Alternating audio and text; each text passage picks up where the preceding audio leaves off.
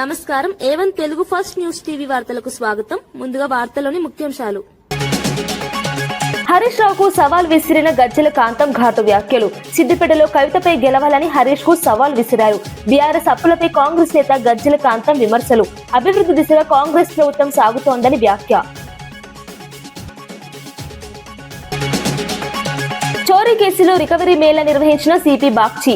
62 కేసులు ఛేదించి 54 మంది నిందితులు అరెస్ట్. 1.12 కోట్ల విలువైన ఆస్తులు స్వాధీనం చేసిన పోలీసులు.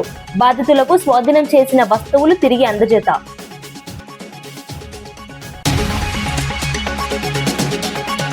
హోంగార్డుల హామీలపై కాంగ్రెస్ ను నిలదీసిన సబిత. పర్మనెంట్ ఉద్యోగుల హామీ ఎందుకు అమలు కాలేదని ప్రశ్న. పెన్షన్, హెల్త్ కార్డులపై ప్రభుత్వం స్పష్టత ఇవ్వాలని డిమాండ్. హోంగార్డులకు వెంటనే న్యాయం చేయాలని సబిత డిమాండ్.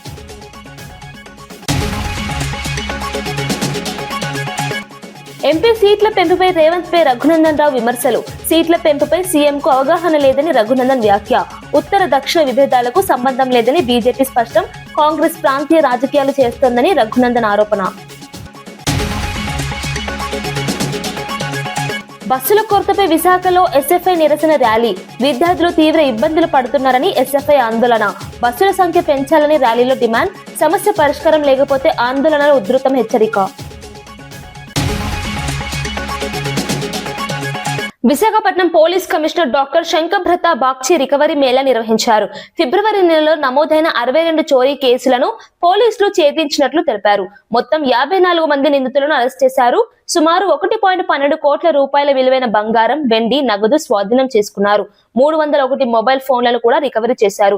ఈ వస్తువులను బాధితులకు తిరిగి అందజేశారు. పోలీసులు వేగంగా స్పందించడం అభినందనీయమని తెలిపారు. ప్రజలు జాగ్రత్తలు పాటించాలని సూచించారు. ఈ చర్యలతో నగరంలో భద్రత పెరిగిందని అధికారులు పేర్కొన్నారు.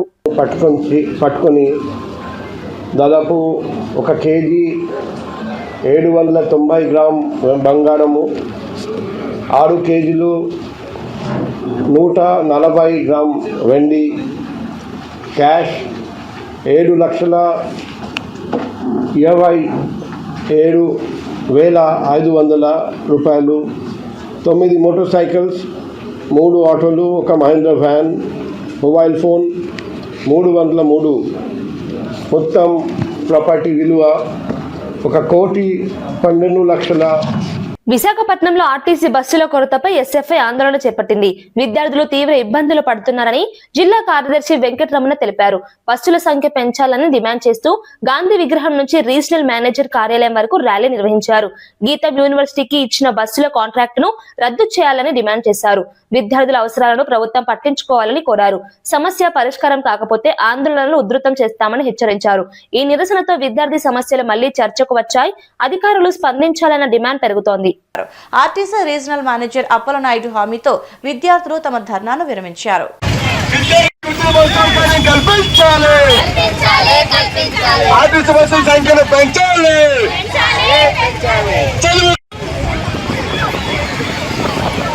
నల్గొండ జిల్లాను రాష్ట్రంలోని అగ్రస్థానంలో నిలబెట్టాలని మంత్రి కోమటిరెడ్డి వెంకటరెడ్డి తెలిపారు. యంగ్ ఇండియా స్కూల్ పనులను 6 నెలల్లో పూర్తి చేస్తామని చెప్పారు. ఇంటర్ విద్యార్థులకు బ్రేక్ఫాస్ట్, లంచ్ అందించేందుకు బడ్జెట్ లో 500 కోట్లు కేటాయించినట్లు వెల్లడించారు. మహిళా సంఘాల అభివృద్ధి కోసం మోడల్ పెట్రోల్ బంకులు ఏర్పాటు చేస్తున్నామని తెలిపారు. జిల్లా అభివృద్ధికి ప్రభుత్వం కట్టుబడి ఉందని చెప్పారు. విద్య, ఉపాధి రంగాల్లో పురోగతి సాధిస్తామని పేర్కొన్నారు. ఈ చర్యలు ప్రజలకు ఉపయోగపడతాయని తెలిపారు. నల్గొండను ఆదర్శ జిల్లాగా తీర్చిదిద్దడమే లక్ష్యమన్నారు. అభివృద్ధి పనులు వేగంగా కొనసాగుతున్నాయని పేర్కొన్నారు. బి ఫార్మసీ, డి ఫార్మసీ, ఎం ఫార్మసీతో పాటు ఎల్ఎల్బి, ఎల్ఎల్ఎం కోర్సెస్ కూడా స్టార్ట్ చేస్తున్నాం. దాంతోపాటు ఇవాళ స్కూల్స్ని అంగన్వాడీ చేయడం మీ అందరికి కూడా జిల్లా ప్రజలకు, తెలంగాణ ప్రజలకు శుభవార్త. మొన్ననే క్యాబినెట్లో మేము తీసుకున్న నిర్ణయం ఏ రాష్ట్రంలో లేదు దేశంలో.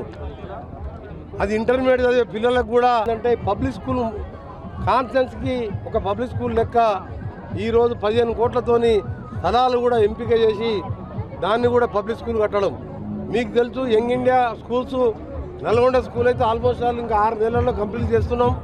కొడంగల్, మధుర దాదాపు 50 బిల్డింగ్ స్టార్ట్ అయినాయి. 20,000 కోట్లతోని ఎవరు ఊహించని విధంగా ఇలా ఫస్ట్ క్లాస్కి వెళ్ళి ఎస్సీ, బీసీ, మైనార్టీ, ఓసీ కుల మతాలకు అతీతంగా హాస్టల్ సౌకర్యంతో cricket stadium at a time 1000 మంది తినే విధంగా డైనింగ్ హాల్స్ ఇలా ఫుట్బాల్ గ్రౌండ్స్ ఇవన్నీ కూడా పిల్లలకు చదువుతో పాటు అది ఫిజికల్గా కూడా ఫిట్ ఉండాలని చెప్పి యంగ్ ఇండియా స్కూల్స్ ఇలా ఇంకా చెప్పాలంటే సంక్షేమ పథకాలు మీ అందరికీ తెలిసినాయి, మళ్ళా చెప్పే అవసరం లేదు. 10 ఏళ్ళు రేషన్ కార్డు ఇవ్వకపోతే ఇవాళ 3,15,00,000 మందికి 17 లక్షల రేషన్ కార్డులు ఇచ్చి పాత రేషన్ కార్డు ఉన్న వాళ్ళకు కూడా సన్న బియ్యం ఇచ్చిన చరిత్ర భారతదేశంలో 50 రూపాయల కిలో బియ్యం ఎక్కడ ఇయ్యరు. ఇలా మహాలక్ష్మి ద్వారా 9,700 కోట్లు ఆర్టీసీకి చెల్లించినాం. ఇలా ఉచిత విద్యుత్ ద్వారా 5,400 కోట్లు ఇవాళ మేము ఎలక్ట్రిసిటీ బోర్డుకు చెల్లించినాం.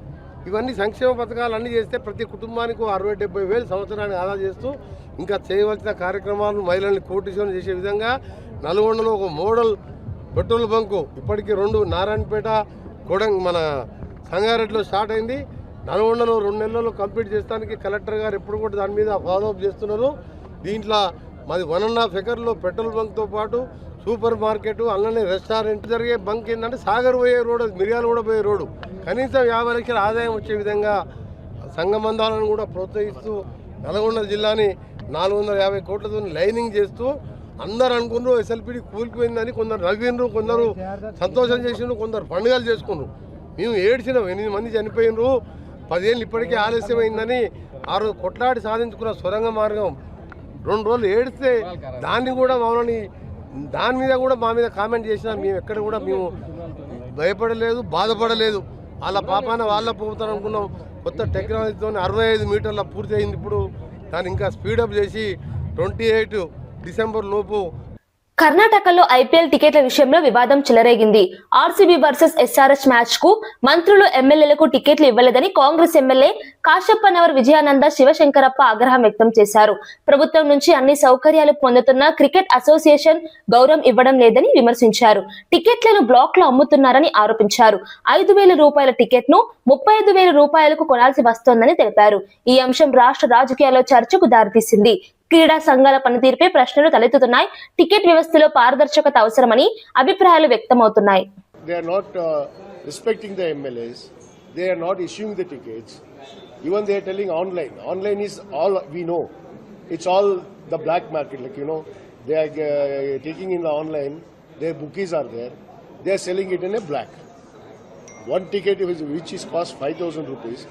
We are buying it for 35,000 rupees. So there is no facilities for the MLAs and ministers. So we requested the government.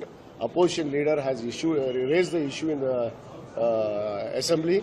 So I also supported that, and we requested our speaker to take necessary action against them and issue the ticket, minimum 5 tickets for the MLAs, and they have to make a separate sitting arrangement there.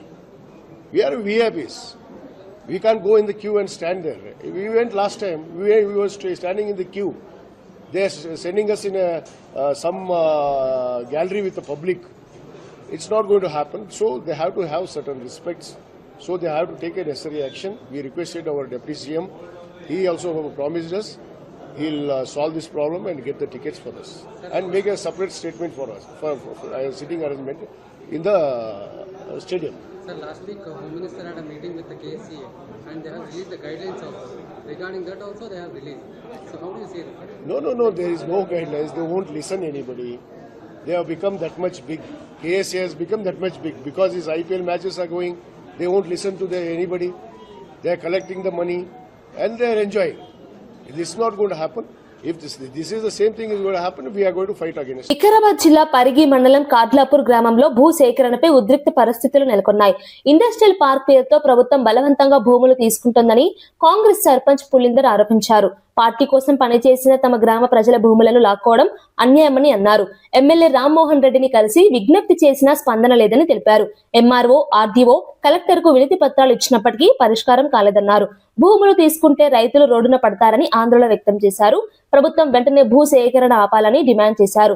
లేదంటే గ్రామస్తులతో కలిసి ధర్నా చేపడతామని హెచ్చరించారు. ఈ ఘటన స్థానికంగా ఉద్రిక్తతను పెంచింది. స్థానిక ఎమ్మెల్యే రామ్మోహన్ రెడ్డి సార్కి ఒక్కటికి 10 సార్లు ముందు కూడా చెప్పినా, 10 రకాలుగా చెప్పినా, 100 రకాలుగా చెప్పినా అర్థం చేసుకోండి సార్. నా ఊరు ప్రజలు రోడ్డు మీదకి రానియకండి. రోడ్డు మీదకి వస్తే వ్యవహారం మీకు మంచిగా ఉండదు, మాకు మంచిగా ఉండదు. అనేక రకాలుగా సమస్యలు వస్తాయి. దీని పరిష్కారం ఈ కాలాపూర్ కాకుండా, ఈ పరి కాకుండా వేరే కాన్స్టిట్యూన్సీలో కూడా తీసుకుపోయినా మన పరిగి మండల ఎంఆర్ఓకి మెమోరాండం ఇచ్చినాం, ఆర్డీఓకి ఇచ్చినాం, కలెక్టర్కి ఇచ్చినాం. ఇక మిగిలింది ఒక ముఖ్యమంత్రికి తప్ప మాకు ముఖ్యమంత్రి స్థానం మాకు లేదు. కాబట్టి మేము ఎక్కడ వరకు వాళ్ళని అక్కడ వరకు పోయినాం. ఈ రోజు ఇప్పటి వరకు కూడా మొన్న డైరెక్ట్ రామ్మోహన్ రెడ్డి సార్ గారు ఇంటికాడ ప్రెస్ మీట్ పెట్టి ఇండస్ట్రీ పార్క్ కోసం మేము అభివృద్ధి కోసం చాలా మెరుగుపరుస్తున్నామని చెప్పి ఎప్పుడైతే ఆయన ప్రెస్ మీట్ పెట్టి చెప్పిండో ఆ రోజే నా ఊరు ప్రజలు మొత్తం తిండి బంద్ చేసి నమ్మకం ఇప్పటికి కూడా తిండి బంద్ చేసి ఆడోళ్ళు మగోళ్ళు ఎంతో బాధపడుతూ ఉన్నారు. వాళ్ళకు ఉన్నది 1/2 ఎకరా 1/4 ఎకరా 2 ఎకరాలు 1/2 ఎకరా 1/4 ఎకరాలు 2 ఎకరాలు ఆ ఉన్న ఒకటన్న భూమి పోతున్నారు. ఇక వేరే దిక్కు వాళ్ళకి భూములు లేవు, ఏమీ లేవు. ఇక ఆ గౌటాన్ భూమి కూడా పోతున్నారు. చేసుకొని బతకనికే ఆధారం లేదు. దీన్ని అర్థం చేసుకోవాలని 1కి 10 సార్లు నేను రామ్మోహన్ రెడ్డి సార్ గారు చెప్పిన, అమ్మా నేను ఆపుతా, అమ్మా నేను ప్రయత్నం చేస్తా, అమ్మా నేను ఆపుతా అన్నాడు. కానీ ఇప్పటి వరకు కూడా స్పందన లేదు. దయచేసి రాష్ట్రంలో పెట్రోల్, డీజిల్ నిల్వలు పుష్కలంగా ఉన్నాయని civil supplies commissioner Stephen Ravindra స్పష్టం చేశారు. వాహనదారులు వదంతులను నమ్మి అనవసరంగా నిల్వలు చేసుకోవద్దని సూచించారు. నిన్న ఒక్కరోజే 1500 ట్యాంకర్ల ద్వారా సరఫరా చేసినట్టు తెలిపారు. ప్రస్తుతం సుమారు 20,000 కిలోలీటర్ల పెట్రోల్ అందుబాటులో ఉందన్నారు. సరఫరా వ్యవస్థ సక్రమంగా కొనసాగుతోందని చెప్పారు. ఎక్కడా కొరత సమస్య లేదని స్పష్టం చేశారు. ప్రజలు ప్రశాంతంగా ఉండాలని సూచించారు. పరిస్థితిని ప్రభుత్వం నిరంతరం పర్యవేక్షిస్తున్నదని తెలిపారు. ఈ ప్రకటనతో ప్రజల్లో ఉన్న ఆందోళన తగ్గింది. పబ్లిక్ ఎట్లాగా ఇబ్బంది కలగకుండా మనము ఈ సప్లై అన్నది చేస్తా ఉన్నాం. థర్డ్ ఇష్యూ ఒకటి వస్తే పిఎన్జి అంటే pipe natural gas. Pipe natural gas కి సంబంధించి కూడా ఈ డేటా చూడండి. పైప్ న్యాచురల్ గ్యాస్ కూడా మనకి 5 ప్లేయర్స్ ఉన్నారు మనకి దీనిలోని. All are again based in Telangana. Bhagyanagar gas limited Hyderabad operate చేస్తుంది. అట్లానే mega city gas distribution private limited in Rangareddy, Mahabubnagar, Nalgonda and Warangal. అట్లానే టొరెంట్ గ్యాస్ అన్నది సంగారెడ్డి, మెదక్లోని. ఎంఎన్జిఎల్ కూడా మనకి నిజామాబాద్, కామారెడ్డి, మంచిర్యాలలో ఆపరేట్ చేస్తుంది. IOCL also operates in Jagtial and Karimnagar. So ఇక్కడ కూడా మీరు చూశారంటే మనకి పైప్ న్యాచురల్ గ్యాస్ మనకి బోత్ డొమెస్టిక్ కి సప్లై చేస్తుంది. At the same time pipe natural gas is also supplied to industries.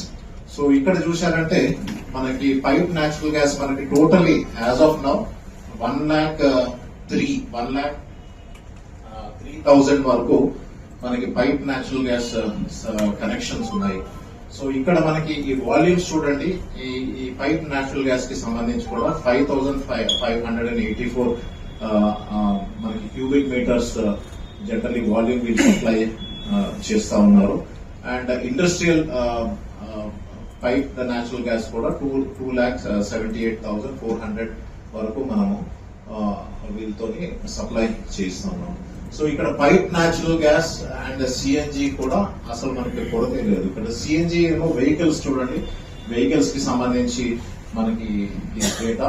So totally సిఎన్జికి సంబంధించి తెలంగాణలో ఒక 225 స్టేషన్స్ వరకు మనకు ఉన్నది. సో యావరేజ్ సేల్స్ చూస్తే మనకి 4,21,000 ఉన్నది.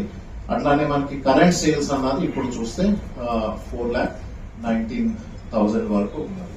సో ఓవరాల్ గా మనకి గవర్నమెంట్ ఆఫ్ ఇండియాస్ డైరెక్టివ్ ప్రకారం కూడా మనకి ఈ పైప్డ్ న్యాచురల్ గ్యాస్ పిఎన్జి అంటే పిఎన్జిని, సిఎన్జిని రానున్న రోజుల్లోని ఈ వీళ్ళ ఇన్ఫ్రాస్ట్రక్చర్ అంతా కూడా ఎక్స్పాండ్ చేయాలని గవర్నమెంట్ ఆఫ్ ఇండియా డైరెక్టివ్స్ ప్రకారము నిన్న మనము ఒక జియో కూడా ఇష్యూ చేశాము. ఈ జియో ప్రకారము వాళ్ళకి చాలా మటుకు lot of incentives have been given. ఈ ఇన్సెంటివ్స్ ప్రకారము వాళ్ళు రెస్టోరేషన్ చార్జెస్ లేకపోతే పర్మిషన్స్ అన్న కావచ్చు, ఇవన్నీ కూడా వేవ్ ఆఫ్ చేశాము. పర్మిషన్స్ కూడా 24 hours లో వాళ్ళకి వచ్చే విధంగా అండ్ ఈ పిఎన్జి ఇన్ఫ్రాస్ట్రక్చర్ కూడా క్విక్ గా ఎక్స్పాండ్ చేసే విధంగా ఇవన్నీ మనము ప్లాన్ చేసుకున్నాము. సో ఓవరాల్ గా మనం చూస్తే both for petrol, diesel, then second one is LPG and third one is PNG. ఈ 3 సెక్టర్స్ లోని మనం ఎప్పటికప్పుడు మానిటర్ చేసి కన్సిస్టెంట్ గా ఇప్పుడు మనకి ఈ సప్లై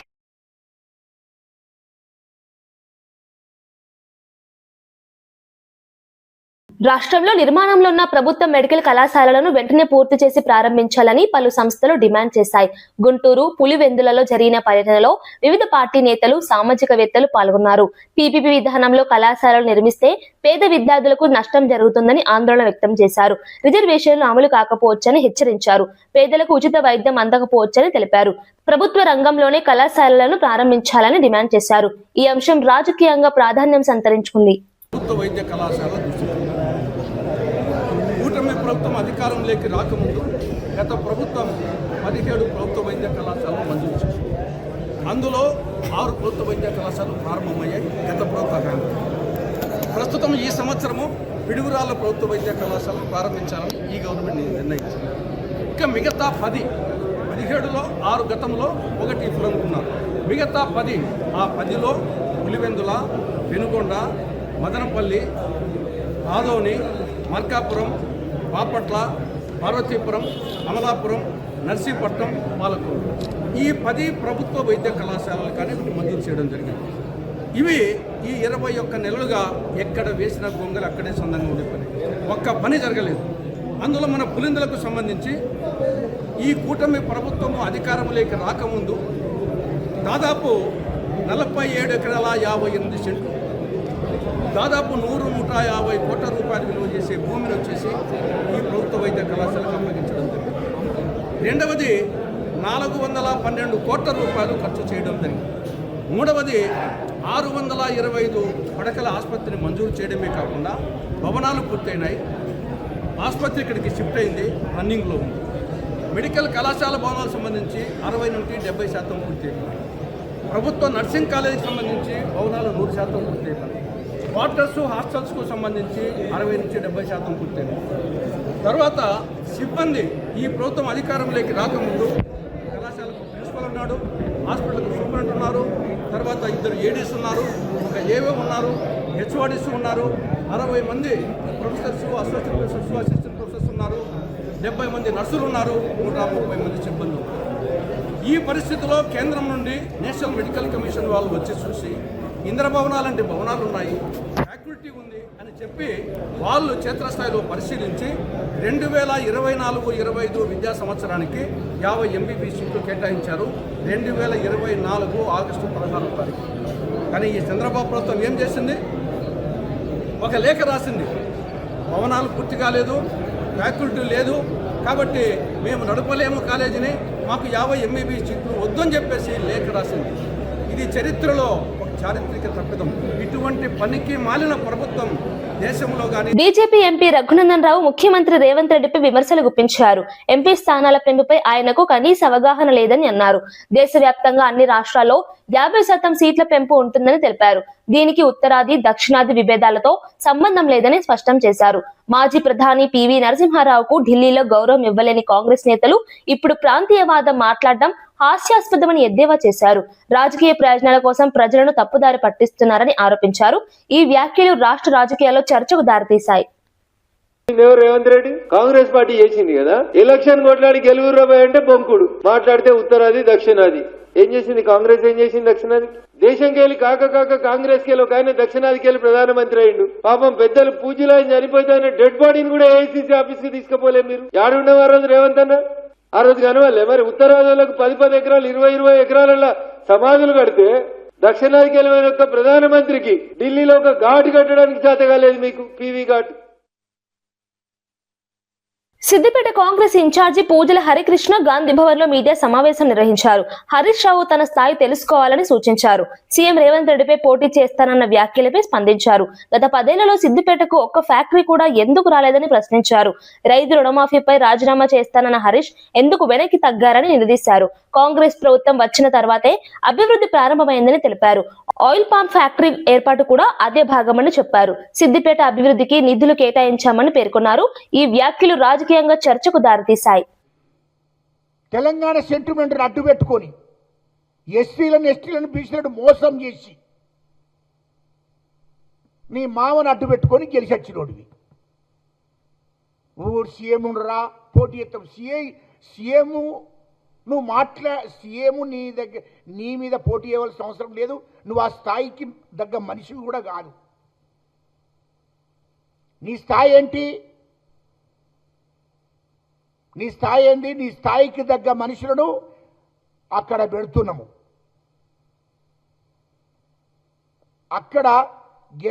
అక్కడ వస్తున్నారు. నీకు తగిన మిండలు అత్తున్నారు. ఆడికి నువ్వు తొందరపడ. కాంగ్రెస్ పార్టీ తరఫున సరి అయిన మొగోనే వస్తాడు. నువ్వు తొందరపడకు. అదే సిద్దిపేటలో పుట్టి పెరిగినటువంటి వాడే నీకు పోటీలో ఉంటాడు. అదేవిధంగా మీ మరదలు కవిత గారు కూడా ఉంటాడు. దమ్ముంటే కవిత గారి మీద గెలిచిరా, అప్పుడు మాట్లాడు నువ్వు అసెంబ్లీలో. నెక్స్ట్ కవిత గారే నిలబడేది అక్కడ. కాబట్టి అక్కడ గెలిచిరా, అప్పుడు మాట్లాడు. నువ్వు ఇవాళ అసెంబ్లీలో అందరినీ తప్పుదో పట్టించే కార్యక్రమాలు, మీ కేటీఆర్ నువ్వు మీ అహంకార ధోరణి తెలంగాణ ప్రజలందరికీ కూడా తెలుసు. మిమ్మల్ని ఎవ్వరూ నమ్మే పరిస్థితులు లేరు. ఏమనంటే స్కీములు అమలు చేసిండ్రా.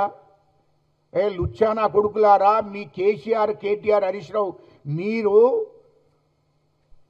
8 లక్షల. గాంధీ భవన్ లో టీపీసీసీ ప్రధాన కార్యదర్శి గజ్జెల కాంత మీడియా సమావేశం నిర్వహించారు. హరీష్ రావు తన స్థాయి తెలుసుకుని మాట్లాడాలని ఘాటుగా వ్యాఖ్యానించారు. సీఎం రేవంత్ రెడ్డిపై పోటీ చేసే ధైర్యం ఉంటే సిద్దిపేటలో కవితపై గెలవాలని సవాల్ విసిరారు. గత 10 ఏళ్లలో బీఆర్ఎస్ ప్రభుత్వం భారీగా అప్పులు చేసిందని విమర్శించారు. సుమారు 8 లక్షల కోట్ల అప్పు చేశారని ఆరోపించారు. కాంగ్రెస్ ప్రభుత్వం అభివృద్ధి దిశగా ముందుకు సాగుతోందని తెలిపారు.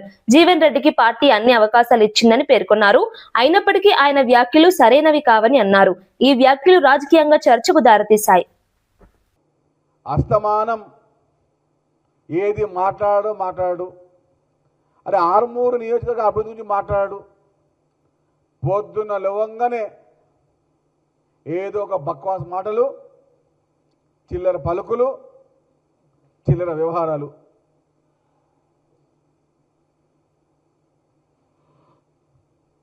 ఒకసారి చెప్తున్నాం,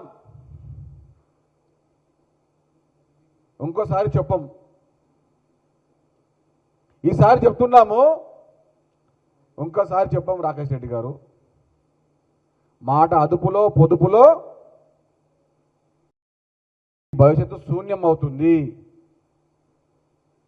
హైదరాబాద్ నగరంలో కాదు కదా, ఆర్మూర్లో కూడా తిరగలేరు. హైదరాబాద్ నగరంలో కాదు, ఆర్మూర్లో కూడా తిరగలేవు. ఇది మాత్రం పక్కా. ఇందిరాగాంధీ గారి గురించి మాట్లాడే స్థాయి నీది కాదు, ఆ స్థితి కూడా నీది కానే కాదు. ఖబర్దారని చెప్తున్నాం. మాటలు జాగ్రత్తగా రాని. ఇందిరాగాంధీ గారు అంటే ప్రపంచ స్థాయిలో గుర్తింపు ఉన్న మహిళ.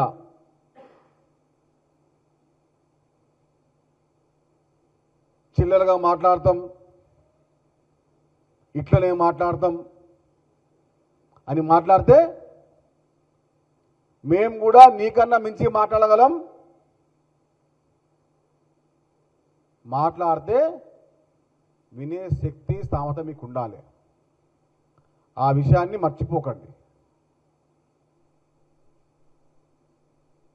కనీసం మహిళల పైన కూడా గౌరవం లేని అజ్ఞానులు ఎమ్మెల్యే, బీజేపీ ఎమ్మెల్యేలు. కనీస గౌరవం. ఇంట్లో అక్కన చెల్లెన అందరూ ఉంటారు కదా, మన కుటుంబంలో మహిళలు లేరా? ఇది నా మాట్లాడేది. ఖబర్దారని చెప్తున్నాం. నోరు అదుపులో పెట్టుకొని చెప్తున్నాం. ఆరుమూరు గల్లీల్లో 6 గ్రామాలకు తిరగలేని చెప్తున్నాం. బీసీల సంక్షేమంపై కాంగ్రెస్ ప్రభుత్వం హామీలు నిలబెట్టుకోలేదని మాజీ మంత్రి తలసాని శ్రీనివాస్ యాదవ్ విమర్శించారు. ప్రతి బడ్జెట్ లో 20,000 కోట్లు కేటాయిస్తామని చెప్పి మోసం చేశారని ఆరోపించారు. కామారెడ్డి డిక్లరేషన్ పేరుతో బీసీలను తప్పుదారి పట్టించారని అన్నారు. మొదటి ఏడాది 800 కోట్లు ఖర్చు చేస్తామని చెప్పి అమలు చేయలేదని తెలిపారు. రెండో ఏడాది భారీ నిధులు కేటాయించినప్పటికీ ఖర్చు తక్కువగా ఉందని విమర్శించారు. బీసీలు ఈ విషయాలను గమనిస్తున్నారని చెప్పారు. రాబోయే ఎన్నికల్లో కాంగ్రెస్ కు గుణపాఠం చెబుతారని హెచ్చరించారు.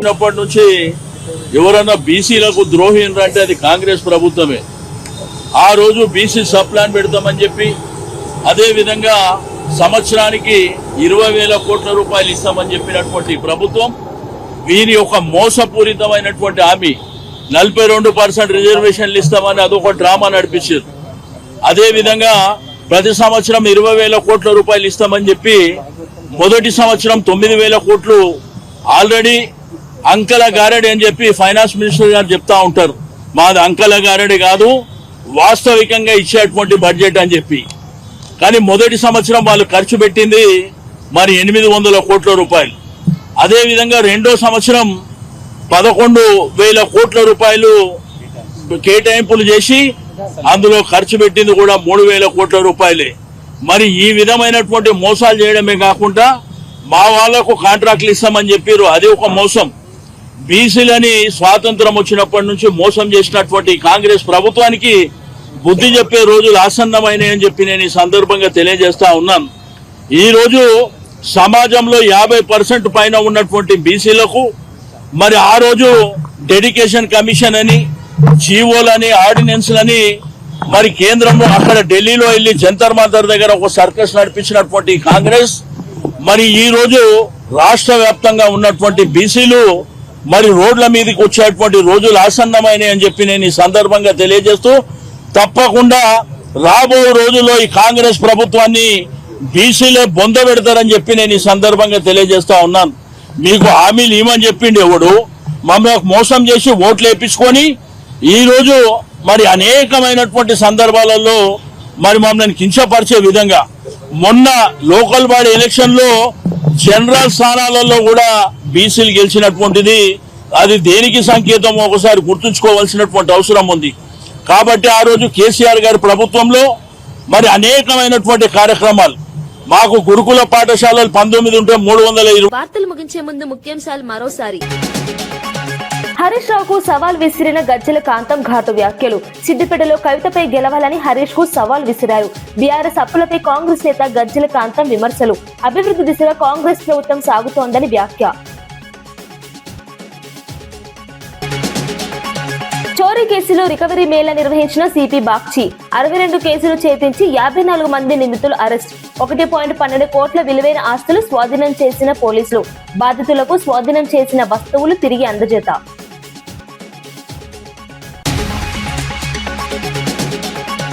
హోంగార్డుల హామీలపై కాంగ్రెస్ ను నిలదీసిన సబిత. పర్మనెంట్ ఉద్యోగుల హామీ ఎందుకు అమలు కాలేదని ప్రశ్న. పెన్షన్, హెల్త్ కార్డులపై ప్రభుత్వం స్పష్టత ఇవ్వాలని డిమాండ్. హోంగార్డులకు వెంటనే న్యాయం చేయాలని సబిత డిమాండ్.